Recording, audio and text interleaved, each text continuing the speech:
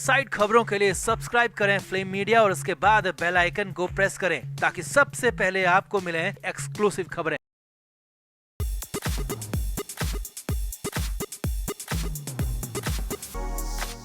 मुंबई में रविवार को महाविकास अघाड़ी ने बड़ा प्रदर्शन किया। शिवाजी महाराज की प्रतिमा गिरने के मामले में बड़ा आंदोलन किया और मुंबई के हुतात्मा चौक से गेटवे ऑफ इंडिया तक ये प्रदर्शन किया, मार्च किया। अब इस मार्च के बाद यानी कि गेटवे ऑफ इंडिया के बाद वापस आने के बाद संजय राउत की पेशी हो गई। मातोश्री में संजय राउत की पेशी हुई और इस बार ठाकरे ने खुद से नहीं बल्कि दूसरों से संजय राउत को फटकार लगवा दी, जिससे वो संजय राउत को कहीं का नहीं छोड़ा। तो दिखाते हैं, बताते हैं आपको सब कुछ। आप भी इस वीडियो को शेयर करें, कमेंट करके अपनी राय जरूर दें।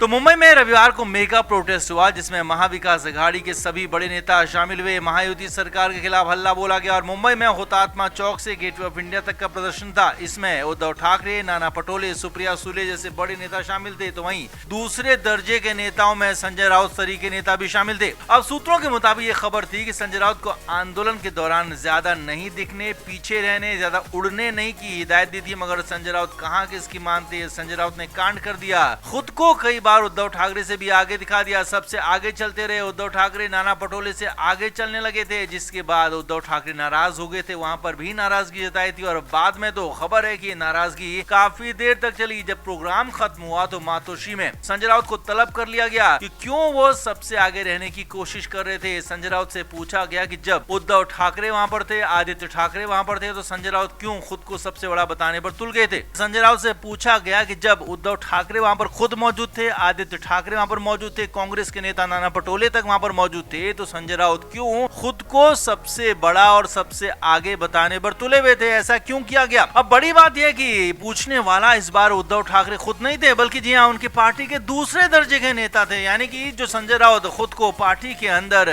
उद्धव ठाकरे के बाद सेकंड कमांड मानते थे, तो इस बार दूसरे नेताओं से संजय राउत से पूछवा दिया गया और संजय राउत की इज्जत पर, घमंड पर चोट किया गया और उनसे पूछा गया कि ऐसा क्यों किया गया। तो संजय राउत के पास इसका कोई जवाब नहीं था। सूत्रों के मुताबिक संजय राउत को इसके बाद काफी डांटा गया, फटकारा गया, सबके सामने, कार्यकर्ताओं के सामने बोला गया कि ऐसा दोबारा नहीं होगा। जबकि उद्धव ठाकरे सामने नहीं आए, उद्धव ठाकरे पर्दे के पीछे रहे और पर्दे के पीछे से खेल चलते रहे, तमाशा चलता रहा और संजय राउत को खूब डांटा गया, फटकारा गया। अब आपको बता दें कि सूत्रों के मुताबिक ये खबरें लगातार पिछले कई दिनों से आ रही हैं कि इस बीच उद्धव ठाकरे और संजय राउत के बीच में संबंध ठीक नहीं है। कई मुद्दों को लेकर दोनों के बीच में आपसी मनमुटाव चल रहा है, ऐसी खबरें आ रही हैं, लगातार ऐसी खबरें सूत्रों के हवाले से आ रही हैं। हालांकि बार बार ये भी कहा जा रहा है कि संजय राउत विधानसभा चुनाव को लेकर अपने कुछ करीबी लोगों को टिकट दिलवाना चाहते हैं। उसको लेकर संजय राउत ने प्रेशर बनाने की कोशिश की थी, लेकिन उद्धव ठाकरे उनके प्रेशर में नहीं आए और उसके बाद से ही माना जा रहा है कि ये लगातार दूरियां बढ़ती जा रही हैं और इसके बाद ये कुछ हुआ यहाँ पर कि संजय राउत को दूसरे दर्जे के नेताओं से डांटा गया, फटकार लगवाई गई। तो कुल मिलाकर संजय राउत के हालात पार्टी के अंदर बिल्कुल भी ठीक नहीं है और संजय राउत की छुट्टी की खबर कभी भी पार्टी से आ सकती है। तो आपका इस पूरे मामले पर क्या कहना है, कमेंट बॉक्स में जरूर बताएं, वीडियो को शेयर भी करें।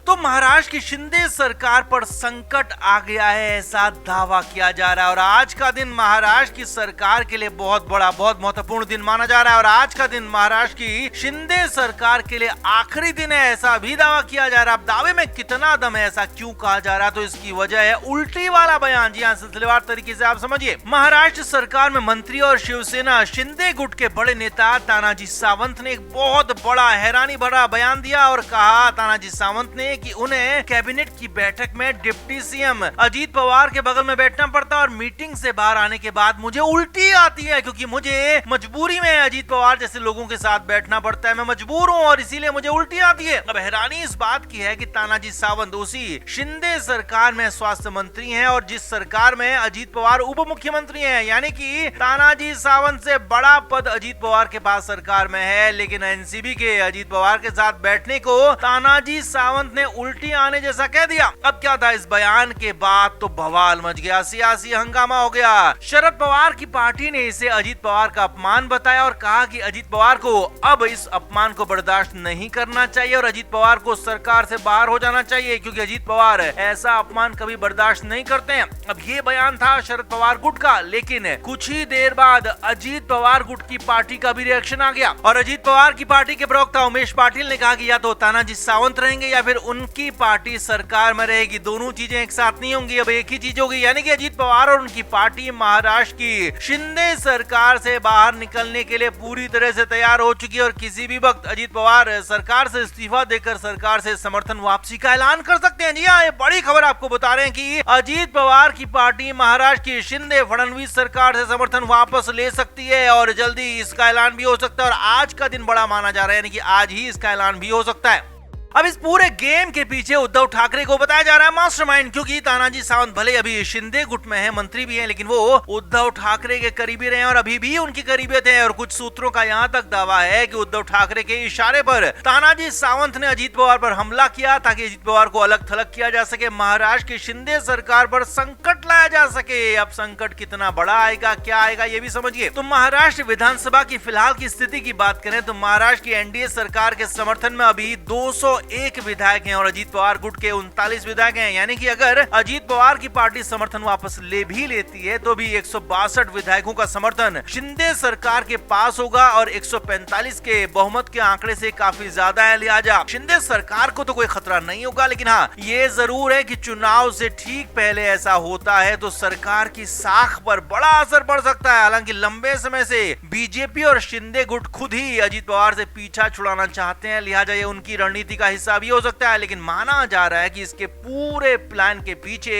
उद्धव ठाकरे मास्टरमाइंड है, क्योंकि उद्धव ठाकरे चाहते हैं कि अजीत पवार अलग थलग हो जाएं, अकेले पड़ जाएं, उनके पास कोई मौका ना बचे, उनके पास कोई ऑप्शन ना बचे और फिर मजबूर होकर अजीत पवार शरद पवार के पास आ जाए और शरद पवार की ही शर्तों पर उनके पास आए। और ऐसा अगर होता है तो शरद पवार को बहुत ज्यादा बड़ी मजबूती मिलेगी, क्योंकि अजीत पवार के सरकार के जाने से उनके ज्यादातर बड़े नेता शरद पवार के साथ पहले ही जा सकते हैं और अजीत पवार भी अगर शरद पवार के पास जाते हैं वापस से तो चुनाव में महाविकास अघाड़ी को इसका बड़ा फायदा मिल सकता है। अजीत पवार का कई इलाकों में बड़ा जन समर्थन है, लिहाजा एक वोट बैंक बड़ा महाविकास अघाड़ी की तरफ शिफ्ट हो सकता है। ये बड़ा प्लान उद्धव ठाकरे का है, लेकिन वहीं दूसरी तरफ बीजेपी और शिंदे गुट भी अजीत पवार से पीछा छुड़ाना चाहते हैं। तो कुल मिलाकर आज का दिन बहुत बड़ा दिन है, आज कुछ बड़ा हो सकता है। सबकी नजरें इस पर टिकी हुई है, दिल्ली दरबार पर नजरें टिकी हुई है। देखना होगा कि अमित शाह के दरबार से क्या फैसला होता है दिल्ली में और उसके बाद मुंबई में क्या होता है। इस पूरे घटनाक्रम पर हमारी भी नजर है, तो आपको जैसे ही अपडेट कुछ आएगा आप तक जरूर पहुंचाएंगे। लेकिन हाँ, आप ये जरूर कमेंट बॉक्स में बताएं कि अजीत पवार के